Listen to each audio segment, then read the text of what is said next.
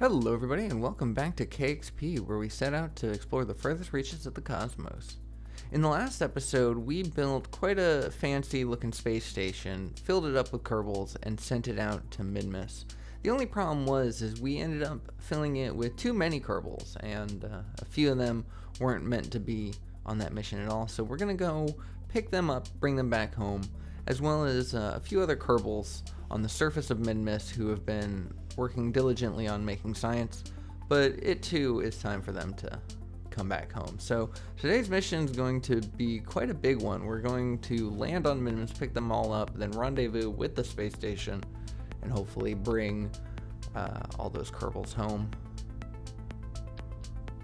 So first we're going to need a craft that will be able to house them, and for that we're going to need about 9 seats in total.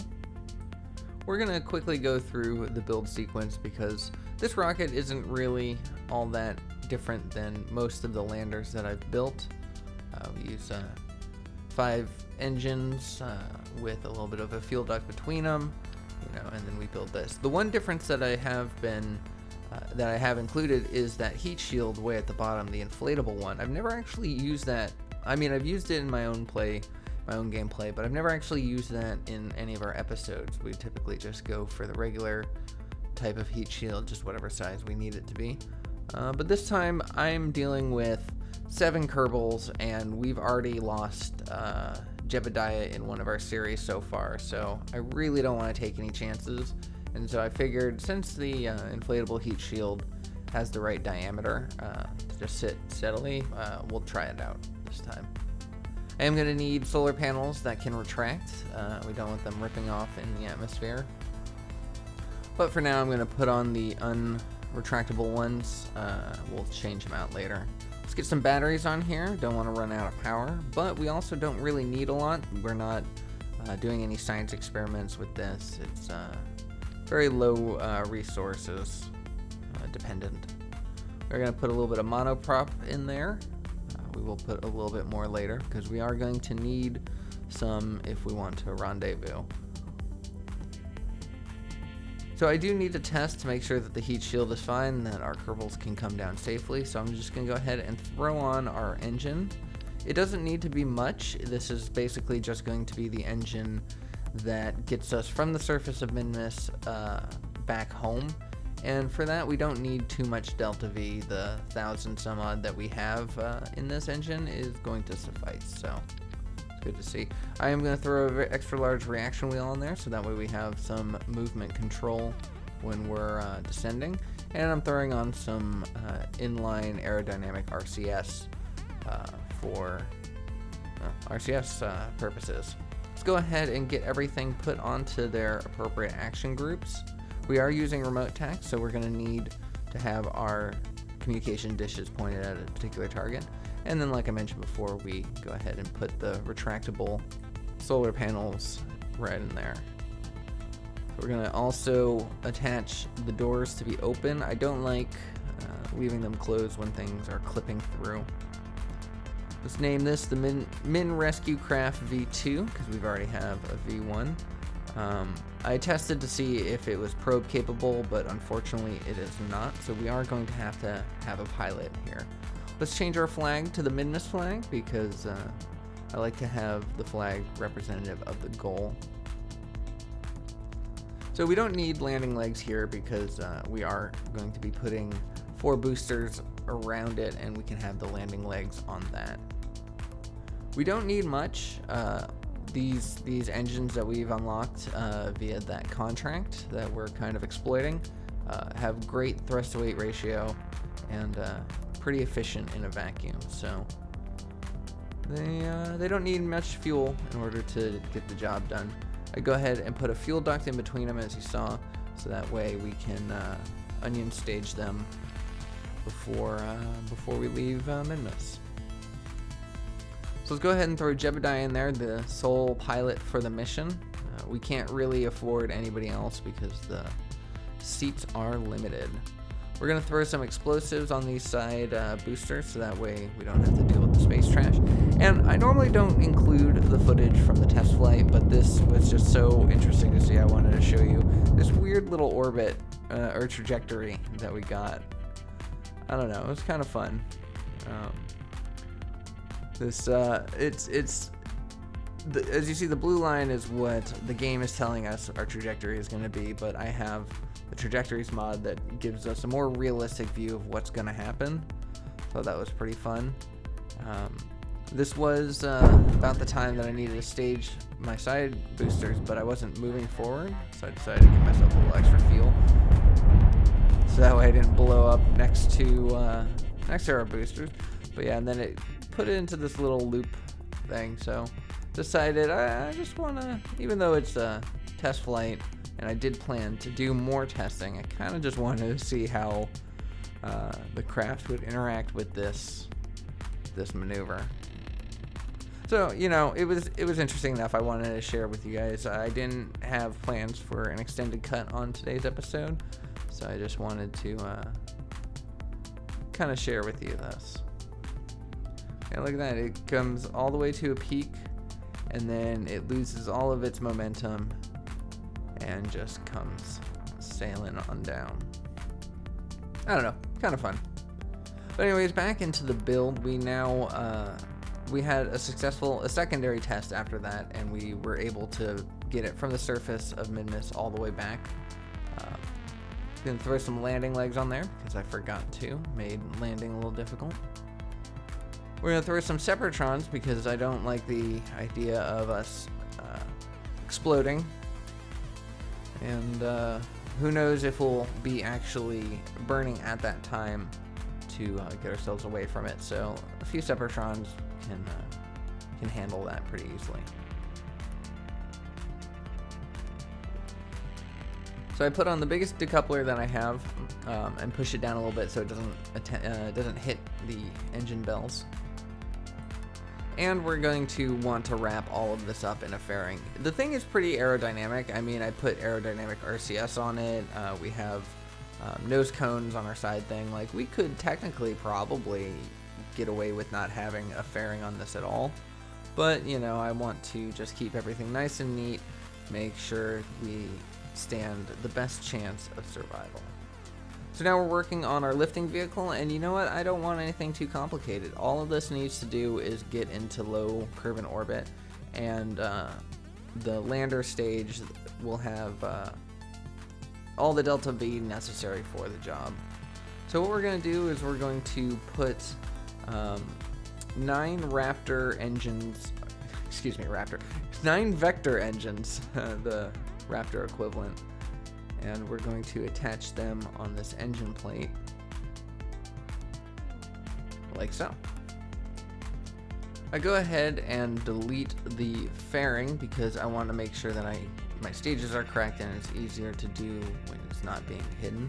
Go and disable the stage of our engine plate so we don't lose our engines mid-flight. And once everything is looking good, I can go ahead and rebuild the fairing once more. I decided to let the cockpit stick out a little bit.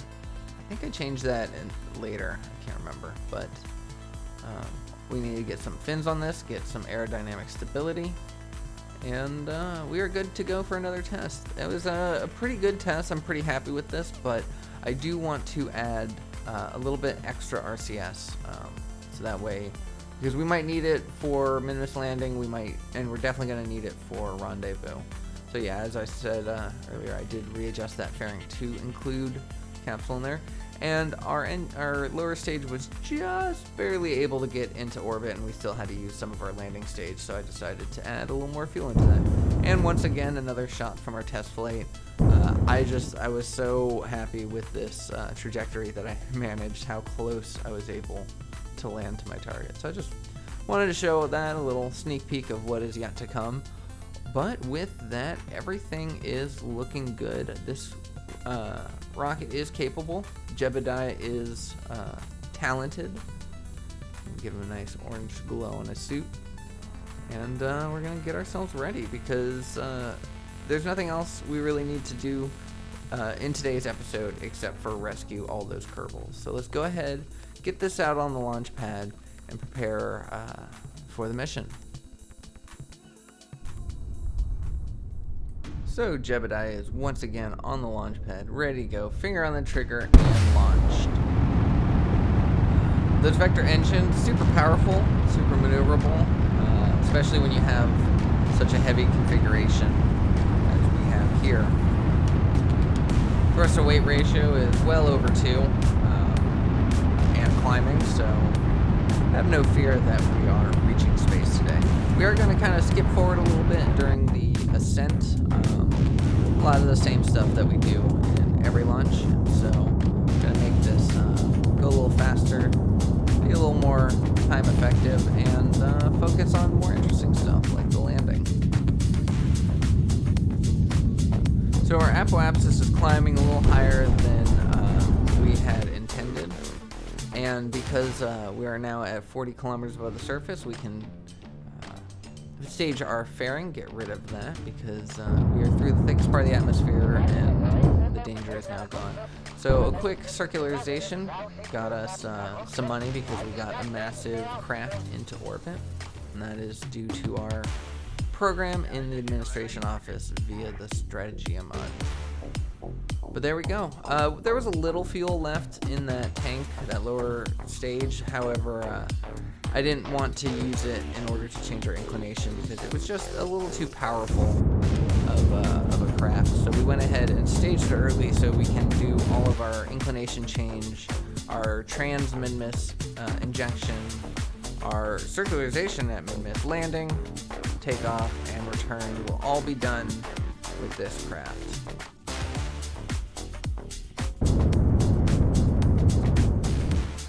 There we go. We still have about half of our fuel remaining, but it's not going to take very much to circularize it, to the point that I actually need to turn down my throttle a little bit. I did come in a little too far, so we're going to adjust it back and circularize it around the 25 kilometer mark. Nice and safe. And then all that's left to do is time warp our way there. We get some science from the experiments that we set up while we went around the world. It's nice to get just some little science here and there trickling in.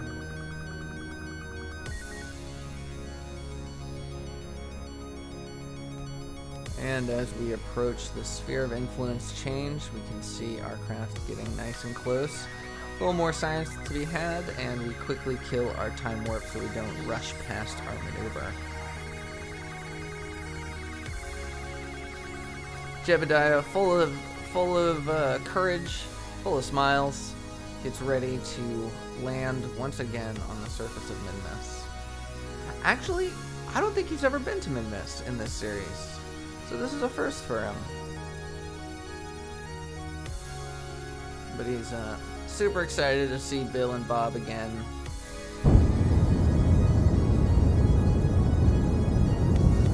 And all the other Kerbals, of course, you know, the ones that aren't part of the original four, but still mighty important.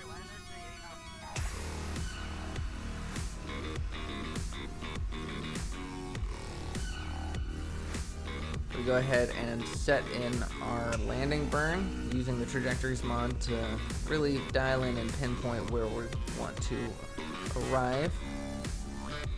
And the good thing about the trajectories mod is it takes into account the rotation of the planet, which is huge when trying to land precisely. There we go. After our burn, seems to be done pretty well. We're going to point ourselves retrograde, get our engines ready, and come on down.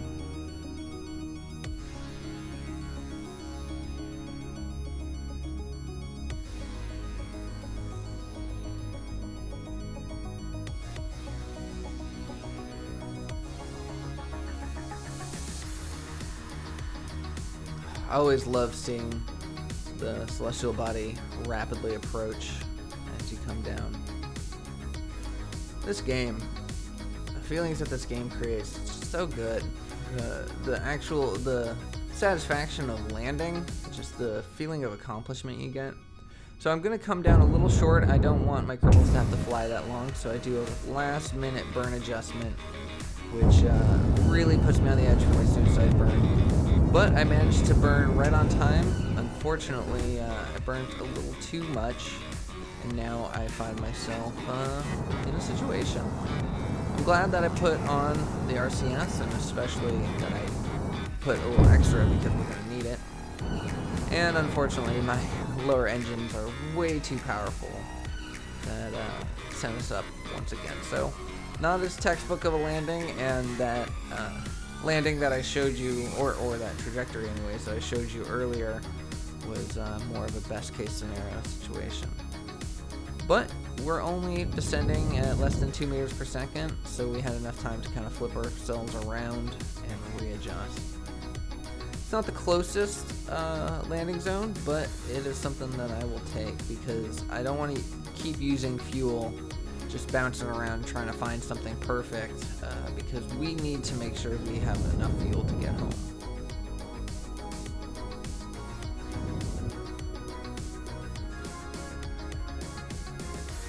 Having to do a lot of eyeballing here to find the right position, and I start losing control and start wobbling around, so I just go ahead and fire again, get myself nice and high to give myself more room. However, I was starting to go really far away, so I put myself retrograde to aim once more at the ground. Some pretty fancy acrobatics Jeb is doing here, but he can't be any happier than he is right now, because this is what he was made for. It's kind of death-defying maneuvers. And with that, a little bit of a lean, but we have successfully landed. Look at him, look how happy he is. He is in his zone. But now it is time to get to work, get those Kerbals loaded up. We're gonna get them all situated in their respective cabins. And then we're going to bring them up to the space station, go grab their co-workers. 3 of them. We're going to be rescuing 7 Kerbals in total. And I'm excited. I hope you are as well.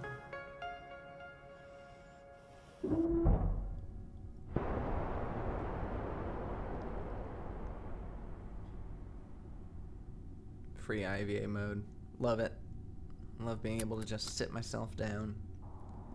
But anyways, with all the Kerbals loaded on up, we are now going to set our sights on the multifunctional station 1.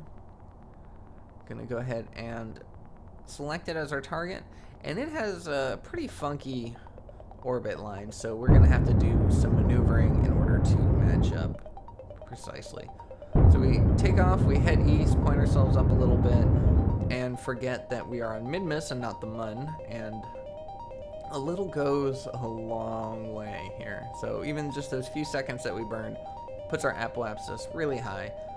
And in hindsight, I should have just left it high and adjusted it after the fact, but instead I decided to utilize more fuel and bring it down before I even get there.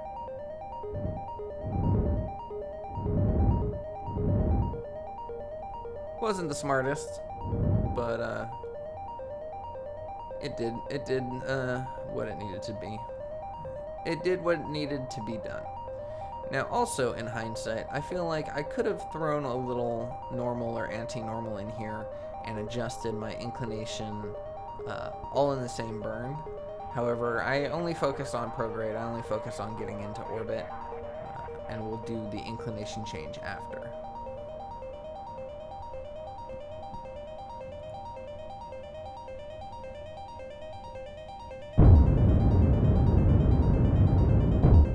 Engines fire, run out of side fuel, so let's go ahead and stage those. And I wasn't burning at the time, so it's a good thing that I did put on those separatrons, because they would have just exploded all around me.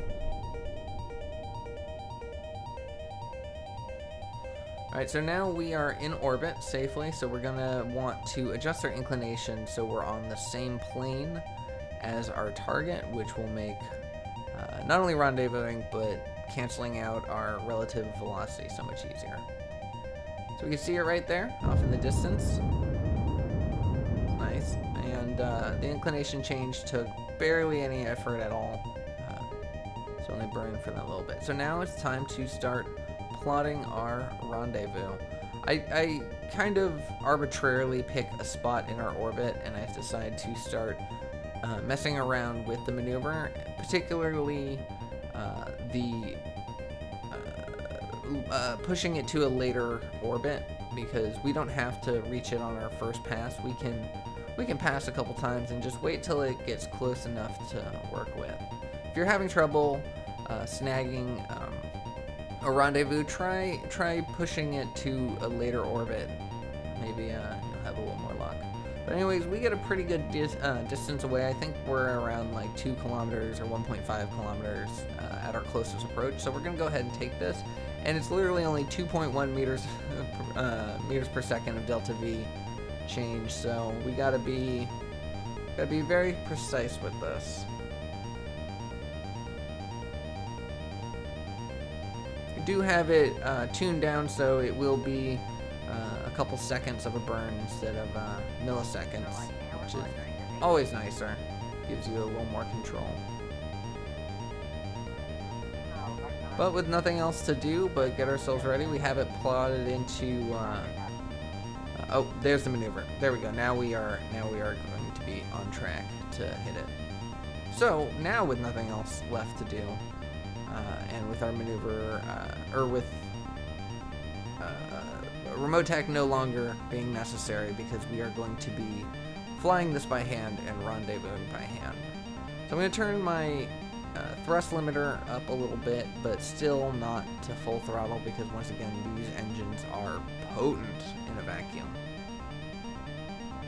We can get rid of our landing information, we don't need it. We're going to get rid of our delta V steps, we don't need it. And we're going to bring up our rendezvous information. Just kind of put it right there.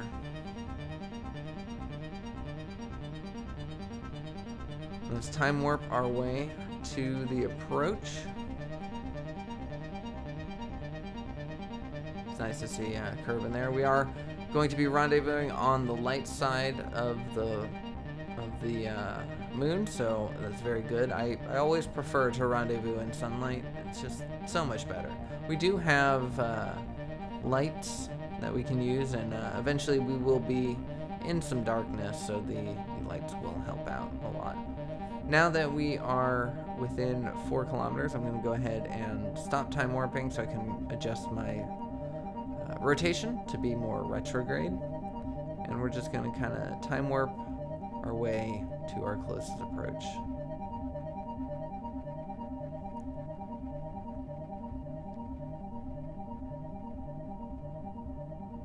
And the game freezes up a little bit, and that's because we are now within 2 kilometers of our target, so we are now within physics range. Meaning simply that the game will now calculate all the pieces on that craft and the physics necessary. So we're watching our time to closest approach here at the bottom of the screen by the nav ball. Once again, killing our time warp so we can point ourselves retrograde, because we want to be facing the right position at the time of our burn. So at a close enough proximity, I went and canceled our relative velocity as much as possible. We still have more greater than 1, but now I'm going to point myself at the target. You can see right there, silhouetted onto Minmus. We're just going to burn our way fairly quickly. We're going to bring ourselves up to speed. And once we are satisfied with our closest approach, we'll go ahead and flip around retrograde so we can be sure to cancel out our velocity once we get close. Turning down the thrust limiter once again, because it is quite high. Even at the 40% that I turned it down onto lower, a little went a very long way.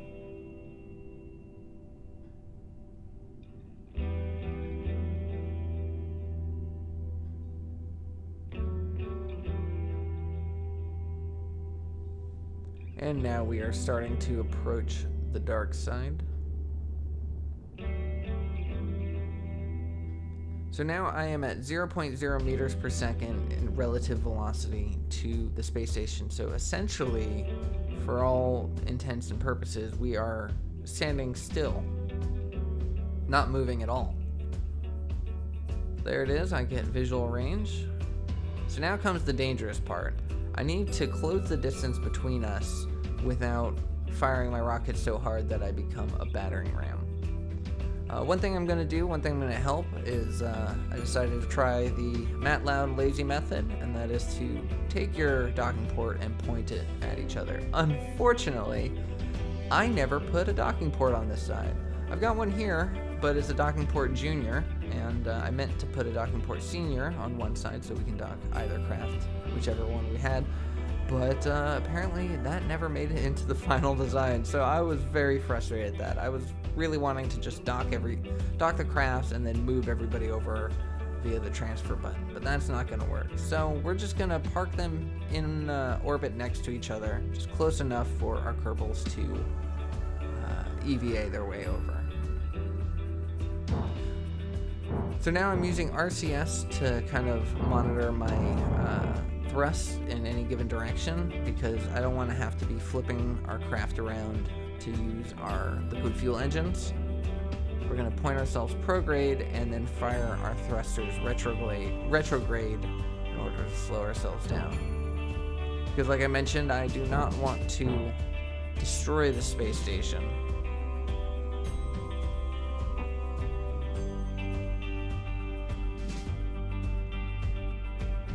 And we're only a handful of meters away.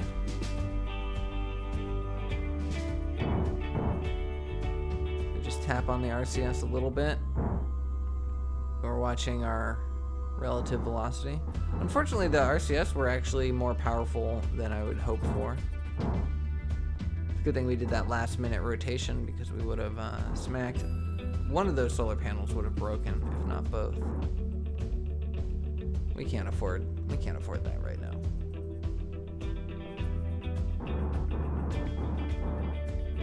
So I also want to get the door to the rescue craft focused in a very convenient way, so that way our Kerbals don't have to do too much maneuvering around in empty space. Because EVAing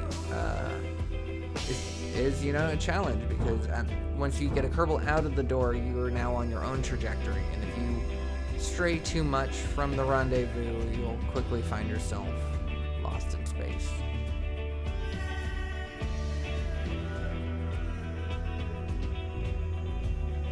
So I am going to attempt the method. So I go ahead and target the docking port. And I'm going to rotate the craft. We're going to take the docking port junior and focus that. So now at least they're both kind of pointed towards each other. And even though they can't dock, they'll be able to hold position pretty well. So we're going to just bring it a little bit closer, just ever so slightly, as well as attempt to really cancel out our momentum. Fortunately, we never get to 0, so there is a little bit of drift during this whole endeavor, because the best we could get is 0.1. So decided to just take it and go ahead and get our Kerbals out. First, we're going to get our Kerbal out of the cockpit, or the cupola, and that's Henbrit, one of our intrepid heroes from the Around the World trip. Decided to sneak aboard the space station.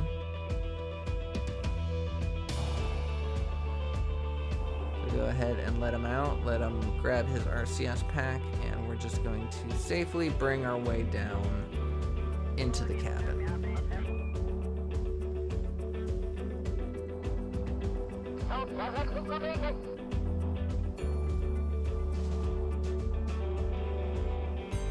We've got a couple lights, tracking lights on the space station, so it's going to be very bright as we get these done. Now we're on to our second Kerbal, Milmy, another one of the Around the Worlders. And see, this is what I meant about I like to dock or rendezvous in the light side, sunny side of whatever celestial body we're on, because even though we have those tracking lights, it's very dark. Look, on the other side of these crafts, it's very dark. So very useful. It's one of my favorite mods. Favorite like little mods is tracking lights. So now we got out Paduki. Again, another one of the 90 dares, but he decides to take a little shot for posterity. You know, this is the first time anyone has been this far out on EVA with a space station, so he decides to just do a little pose with everybody, all the Kerbals on Kerbin and all the Kerbals in space. Very dangerous. He flew so far away from the craft that he was in danger of changing orbits there, but nonetheless he starts heading back pretty easily. He's going a little fast. He's gonna need to cancel out that velocity. Don't want to hitting one of the crafts is probably the easiest way of losing your Kerbal, because then they bounce the craft away from themselves, they bounce themselves away from the craft. It's all bad. But thankfully, he managed to grab onto the bars, hop in his seat. And with that, we have all of our Kerbals rescued, everyone from the surface of Minmus, and everyone who wasn't supposed to be on the space station. So now we just have to pull away. And perfect timing, because we just now passed the horizon. We no longer have any sunlight. So using just a slight puff, we pull away from the space station very safely, and head once more out into space and attempt to bring everybody home. So it only takes 160 meters per second of delta V to bring ourselves out of Minmus' sphere of influence and then back on a return trajectory. We are not going to be aerobraking on this. We're going to actually bring our periapsis down to about 72, circularize, and then come in from there, because we have plenty of delta V, over-engineered. But anyways, let's come home.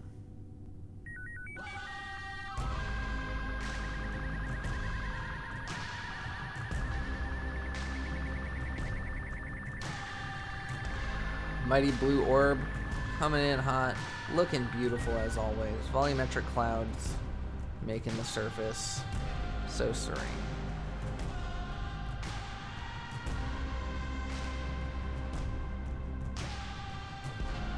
And our circularization burn will happen on the dark side of the planet, where our periapsis is.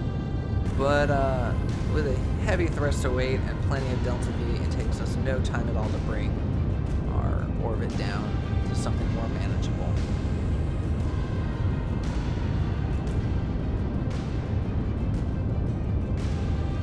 And around this time I was thinking, I'm like, I could save some delta V and not have my apoapsis nearly as low. I can just aerobrake a little bit, bring it down. However, we end up with just enough delta V, a couple hundred delta V, which will be perfect amount to bring ourselves into come back down onto Kerbin. So there's really no need in saving any of that fuel. We're going to jettison it anyway. So, and with that burn, we are coming home. And I made sure to burn on the dark side of the planet, so that way we can come in on the light side. It's always much nicer to see the world around you as you come down. So let's go ahead and jettison our engine and get ready for the return. Longtime viewers of my channel may recognize this song. And if you know what this song means, you know that success is not guaranteed. So let's do our best. We got one thing going for us, and that is the inflatable heat shield. I feel that that was a smart move. We are dealing with 8 Kerbals lives here. That's practically half of our roster. So, and with the size of that heat shield, that should protect our capsules fairly well.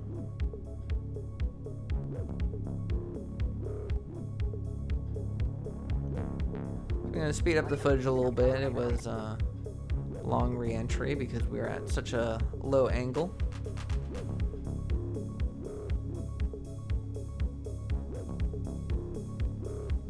storms going on underneath. Big old cloud system there. And the heat starts to build up. We see the fire ravishing our craft. And the reason to have this music is right there, because our parachutes, for some reason, decided to stage. I guess I hit the spacebar one too many times. And our main chutes, all 4 of them, ripped off into the atmosphere and cannot be used. So now we are coming down on our drogue chutes alone. The heat shield was the heaviest part of our craft and was not going to be able to survive landing, so we went ahead and jettisoned it as I'm desperately trying to see if I can repack these chutes. We do have engineers on board.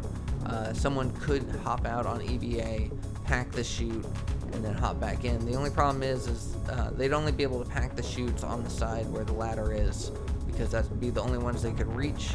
And there's a very real chance that they'd end up just being ripped off the craft by the aero forces before they could even use anything. So our drogue shoes pop, our heat shield jettisons and flies away from us. We're as light of a craft as we could possibly be, but we are still coming down pretty quickly. I'm looking at this and counting my stars, hoping that reaction wheel is enough, and it was. It destroyed, but it safely protected everybody else, and all 8 Kerbals safely aboard are safely back home. So I'm so happy when a mission comes together, when you can just pull off just the challenging. All of our Kerbals were advanced, at least 1 star, some of them 2 stars, but that was pretty good.